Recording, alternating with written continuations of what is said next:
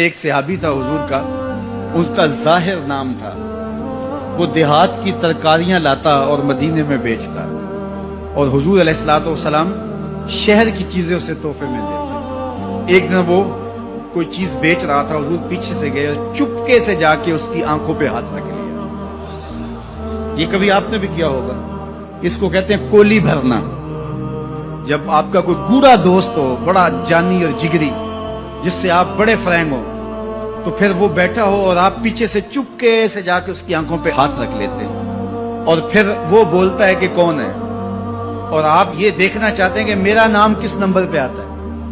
بات تو کرتا ہے کہ جناب تجھے یاد رکھتا ہوں، تو آج میں نے ہاتھ رکھے ہیں تو ظاہر اپنے قریبی دوستوں کا نام لے گا، تو میں کس نمبر پہ آتا ہوں۔ تو کسی کی کولی بھرنے کا مطلب یہ ہوتا ہے میں دیکھوں تو صحیح اس کو میرے سے محبت کتنی ہے۔ تو اللہ اکبر، وہ بیٹھا تھا، حضور پیچھے سے گئے، چپکے سے جا کے اس کی کولی بھر لی۔ اب حضور کے ہاتھ آنکھوں پہ آئے ہوں اور سینے تک ٹھنڈ نہ گئی ہو، یہ کیسے ہو سکتا ہے؟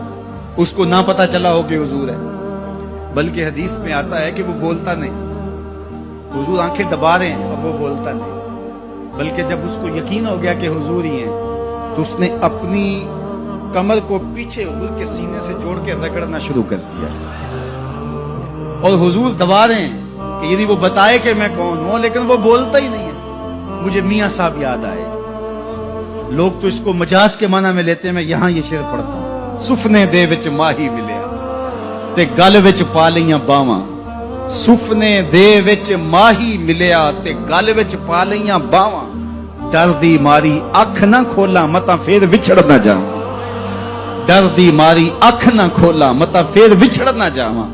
تو حضور آنکھیں دبا رہے ہیں اور وہ نہیں بولتا۔ حضور خود ارشاد فرمایا اس غلام کو کون خریدے گا؟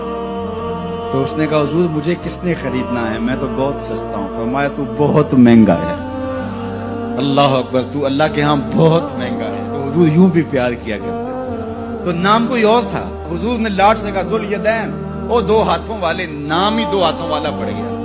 ایک دن کسی نے حضرت ذوالیدین سے پوچھا کہ یہ تو حضور نے لاٹ سے کہا ذوالیدین، لوگوں نے بھی کہنا شروع کر دیا، نام تو تمہارا کوئی اور ہوگا، بتاؤ تمہارا اصل نام کیا تھا؟ حضرت ذوالیدین بولے میرا اصل نام وہی ہے جو حضور نے رکھ دیا ہے۔ ساری زندگی اپنا نام ہی نہیں بتائے، کہا میرا وہی نام ہے جو حضور نے رکھ دیا ہے۔ حضرت سفینہ رضی اللہ تعالیٰ عنہ، اللہ اکبر، سفینہ کس طرح ان کا نام پڑا؟ نام اس طرح پڑا کہ جب قافلہ چلتا تھا تو حضرت سفینہ جو ہے وہ پیچھے رہتے ہیں۔ حضور نے کہا کہ تم ذرا پیچھے رہو، قافلے میں سے کسی شخص کی کوئی چیز گری پڑی ہو تو وہ اٹھا لیا کرو۔ پھر قافلہ جہاں پڑاؤ کرتا تو وہ آواز دیتے بھئی کسی کی کوئی شے گم ہے تو وہ مجھ سے لے لے۔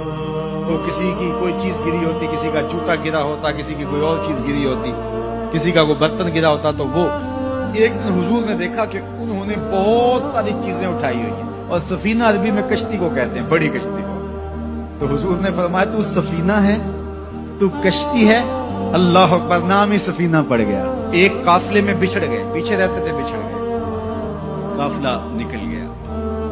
اب جنگل ہے اور کوئی رستہ سجھائی نہیں دے رہا۔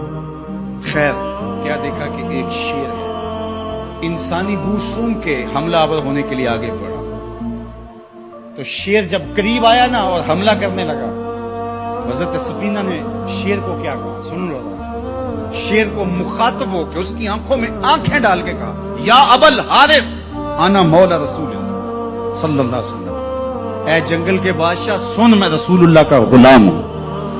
بس آپ کے کہنے کی دیر تھی، اس نے دم ہلانا شروع کر دیا، اور وہ آگے آگے چلتا تھا۔ راوی لکھتا ہے کہ وہ آگے آگے دوڑتا تھا اور آوازیں نکالتا تھا، اور اگر اور کوئی جانور ہوتا تو اس کو بھی کہتا پیچھے ہٹو۔ وہ پروٹوکول گاڑی نہیں ہوتی، وہ پروٹوکول کے طور پہ آگے آگے چل رہا تھا، یہاں تک کہ قافلے تک پہنچا کے پھر واپس آتا ہے۔ جو خدا اور رسول کا ہو جاتا ہے زمانہ اس کا ہو جاتا ہے۔ تو کہا کہ تم کس کی تلاش میں لگے ہو، آؤ ذرا ان کے ہو کے تو دیکھو۔